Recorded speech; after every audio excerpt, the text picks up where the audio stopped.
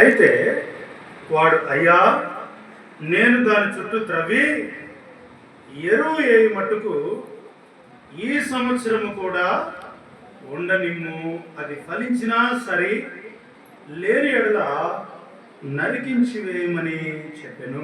దేవునికి దగ్గరగా స్తోత్రం చేద్దామా. పరిశుద్ధ గ్రంథంలో ఒక శ్రేష్టమైనటువంటి మాట మనం చదువుతున్నాం.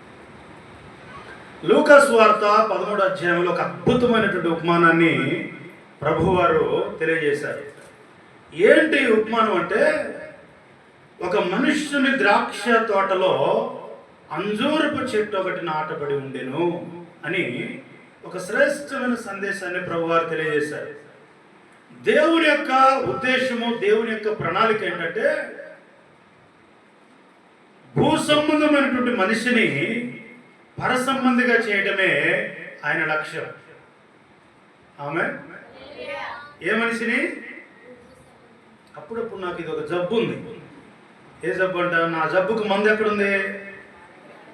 మనందరి దగ్గర ఉందని బాకండి. ఎక్కడుంది? ఎక్కడుందమ్మా? ఏంటి అది? ఆ మందు ఏంటమ్మా? అమ్మా కొంచెం గట్టిగా.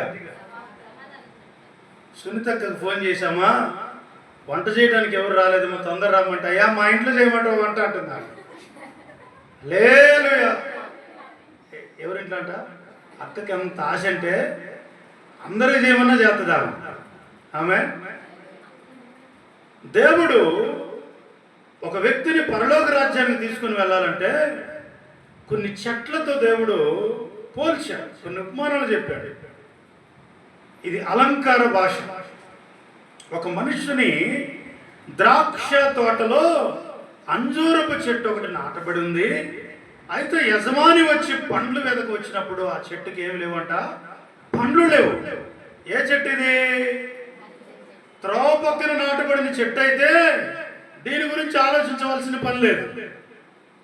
ఎక్కడో తోట బయట ఉన్న చెట్టు అయితే దీని గురించి ఆలోచించవలసిన పని లేదు.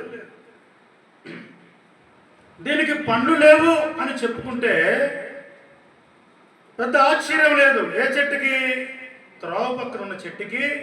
ఎక్కడో తోట బయట నాటబడిన చెట్టుకి పండ్లు లేవు అంటే పెద్ద ఆశ్చర్యం లేదు. ఎందుకంటే దీనికి ఒక కావలి లేడు, ఒక తోటమాలి లేడు, ఒక యజమానుడు లేడు, తగిన సమయంలో ఎరువు వేసేవాడు లేడు, దీనికి నీరు పెట్టేవారు లేరు, దీనికి కావలిదారుడు లేడు. కనుక దీనికి పండ్లు లేవు అంటే పెద్ద ఆశ్చర్యం లేదు. ఇది ఏ చెట్టు అంటే ఇది చెప్పాలందరూ బిగ్గరగా.